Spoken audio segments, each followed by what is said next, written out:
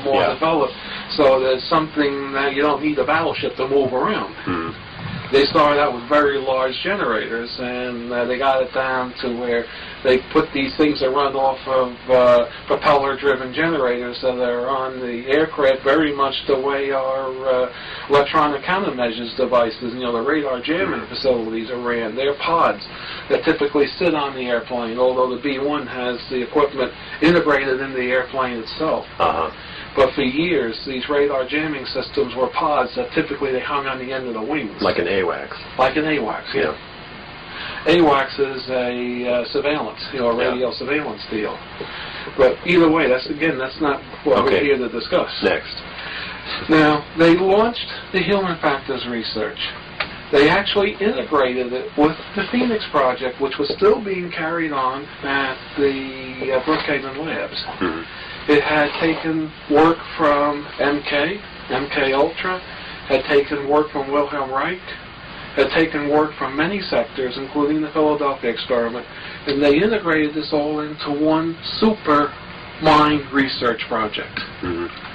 And they finally developed the stealth technology so that they could literally synthesize the Earth references that human beings needed. One of the reasons they went nuts is that the human beings need the electromagnetic background of the Earth. When that bottle was sealed, like it was on the Eldridge, open-ended just a Montauk, and it became in the vortex, the electromagnetic background that we need, the Schumann resonances, the noise background of the planet, was lost. And people went nuts because of it. They had no basis. They didn't know where they were. And eventually, with all the high degree of electromagnetic fields, the mind broke. They learned how to synthesize that background and how to concentrate the fields into a bottle. So the inside, it was pretty much neutral and pleasant like the Earth. Of course, all the final reports were written. The final report, the last couple of paragraphs, spoke of that this is the first time we have definite, solid evidence that the mind of man is electromagnetic and that it can be influenced by electromagnetic fields from the outside, and that this maybe should be going into as for crowd control, military applications. Congress said no, no, no. They didn't want it. Congress got the report on the early part of the Phoenix project. Congress supposedly thought they stopped the Phoenix project. Is that public access information? I mean, is that it is secret FOIA? Still. Oh, it's not. It is secret still. See, the information comes very roundabout way from the investigation that Senator Goldwater reportedly did on this work. And these guys out of Brookhaven had already built their kingdom. So they wanted to keep it going. So somebody got the idea, let's go and talk to the military direct. So they went to people in the Joint Chiefs of Staff and said, hey, how would you like a weapon? You throw the switch. The enemy throws up their hands and surrenders. Of course, it was, yeah, I'd love that weapon. So they said, well, we can develop it. We have we have a start on it. But we got to do it in secrecy. Of course, the military was already quite familiar with secrecy. So it was launched as a black hole project, and the military suggested, well, you can't do it. They said, we can't do it at Brookhaven Labs because we're too much under scrutiny of the political government. You got any ideas of where we could do the research? We want to be close to Brookhaven Labs, Princeton, and MIT. So he said, well, we got this old Air Force base that's now deserted on the eastern tip of Long Island, Montauk Air Force Base. It's a small town. There isn't a lot of people in it. You can go out there and be pretty much secluded. Back then, in the early 70s, this was like 1969, 1970, I have to add to it. It was a small, sleepy little town. It wasn't big. It wasn't the vacation capital yet at that point. So the group said, great, that sounds like an excellent place. Okay, and we're at what year now? This is now about 72. Okay.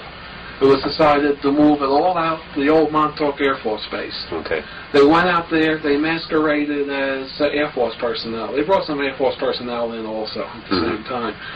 And they reactivated the old SAGE radar because it transmitted on the same frequency range that Wilhelm Reich used for his orgone studies. So it was decided to refurbish the old SABES transmitter. It was there, it was usable. So they got the Air Force personnel in and refurbished it. Then they contracted with the company BJM that I used to work for, and I went out, I started to modify it and, make it... What is BJM specifically? It's a military industrial contract that we made radar jamming equipment. Okay. So what's your background? I'm essentially an electrical engineer. I have a BS degree, and my specialty was essentially receivers. Okay. As you can see, these are all receivers. I'm a fanatic on receivers and radio gear. So I was taken out, and my job was to modify the big old radar transmitter for this special purpose. It started out with what we call the microwave oven experiments, where they just took a human being, stuck them in a building, focused the big antenna on them, pumped out 100 million watts of power and hooked the people in that radar beam. And they got it to the point where they could actually type in a command to the computer, and the computer would pulse the transmitter, and the person would do it to some extent. Then, so there were triggering mechanisms in the brain. Don't know if through it's the brain direct or the psyche. See, here we're getting to the question: is your intelligence in the brain, or is it some quantum function that's outside the brain? I personally believe the brain is a computer interface and that your intelligence is outside the brain. Because there are documentation of a number of people existing without a brain. Well, brain dead. They don't laugh so much. To continue on the Montauk story, they had developed the microwave oven experiment to the point where they got it. They could type in a command, they could get the person to act like a chicken or whatever it is. Of course, Duncan here was one of those research people that they hit with this.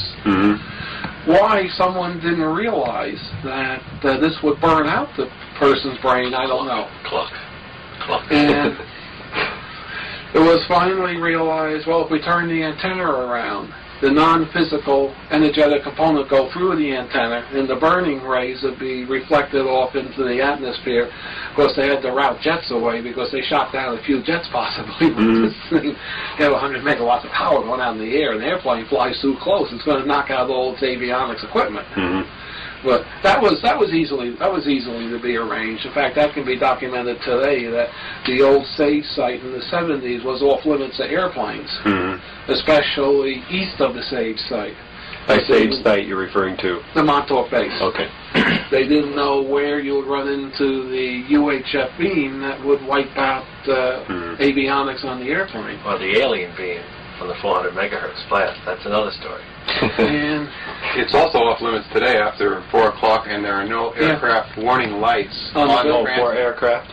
There are no aircraft warning lights on the transmitter tower, and it's we've been told it's off limits after, I believe, 4 o'clock in the afternoon. Really? That's when they turn on the existing equipment that they're still using. But there you go, Vince. They realized that they had a system which they were able to enter the mind of a human being by typing in computer commands. Now, at the same time, this group had heard of some of the alien interchange, the alien research. They heard that the aliens had a chair deal, that you could sit a human being in and it would read out everything that's in his mind. Of course, they were very interested to interface that into the computer. Hey, we had a computer that could take thoughts and make them real, manifest them.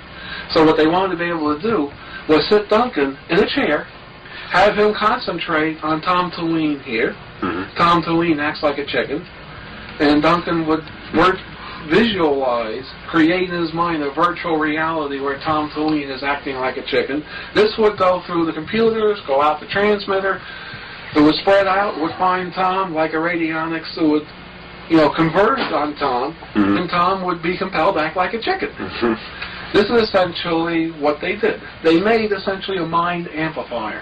There would be enough horsepower to overtake a person's normal defense system, and the person would become subjective to the format, the work duty that was presented. They'd be controlled. But is it your mind interfacing with my mind? Yes, Or ma'am. is it some collective mind? It would be an artificial presentation of instructions to do work, which would integrate with my mind, with my normal electrical functions in my brain? Your brain, your auric field, your spirit, soul, and if it's strong enough. So it's more on a level of energy, physical energy, not absolutely. It's more nothing physical. Yes. Energetic / electromagnetic, which in this reality form are highly structured and based into. For sure. Interesting. So you finished, Duncan? To continue. Yes, he's not finished, completely. No. But to continue, they developed a mind amplifier where a person such as Duncan, who's been trained in a virtual reality project, something very similar to the Lawnmower Man movie, would be trained to actually visualize something and create in his mind a full, complete physical reality known as a virtual reality. He would be sat in that chair. The radio equipment, the computer equipment, the transmitter equipment would pick up that virtual reality by a group of coils and different kinds of sensors. We'll go to a massive computer bank. The computer will align it, stabilize it, all that good stuff, control it, store it. The computer would then feed it to the actual radar transmitter, which would transmit out electromagnetic equivalent of what we call a thought form in the metaphysics field, and transmit this thought form out at lots and lots of CW power. We believe today the CW power output of the Montauk project was in the order of 100 megawatts or 100 million watts, and the pulse power was up in the terawatts. Terrorize people. But terrorists But they needed something to control it as well, so they must have been using a computer system, yes, very advanced. Very advanced. They used a Cray 1 computer feeding, they used multiple Cray computers for multiple chairs, feeding an IBM 360 or 370, the biggest one IBM had. And then this fed a very specialized radar computer that was built by AIO in Long Island that interfaced to the actual transmitter and controlled the pulse modulation, the frequency hopping of the transmitter. And then we went out through all the stages, above ground first and underground, back above ground to the big antenna, and transmitted out the big antenna. What they noticed is this thing had enough power they could actually materialize things. Now, as if Duncan could form something in his mind, this thing had the power to actually bring it into physical reality and materialize. Through the system at the end of the process, it would occur. It could actually, if he thought of a can of beer, it could create that can of beer and you could drink it. See, he was trained to actually visualize something in its entirety. And what they were experimenting with was precipitating or materializing objects around the base. My favorite was a can of Budweiser beer on the base commander's desk. The base commander liked Bud. So they showed Duncan a picture of the base commander's desk in his office, and he would visualize in his virtual reality a can of Budweiser beer sitting on that desk. Sure enough, it would appear on that desk. And the guy could drink it, it didn't poison him or anything. He said it was very good. It was better than typical Bud was. Oh, really? Yeah. But they noticed a peculiarity here. Something very peculiar was happening. He might concentrate at 3 o'clock in the afternoon. The can of beer might appear 8 o'clock in the morning to 8 o'clock at night, anywhere in that stretch. It would be out of real time. So it was realized, hey, this thing will bend time. Of course, they got all excited over that. And they sent the whole group of us technical scientific people out to study time. They told us, learn everything you can about time, how to control it, what it is. This was like 1979. By 1981, we had modified the system so we had a working time tunnel, a working time portal. Duncan here, and we think there may have been one other psychic used for the time. Duncan here has multiple time references, and which he can speak on in a bit, because we're almost to the end of the project, where he could actually visualize another time, and he would have a personal connection through these multiple time connections to actually visualize that exact time that he was trying to visualize.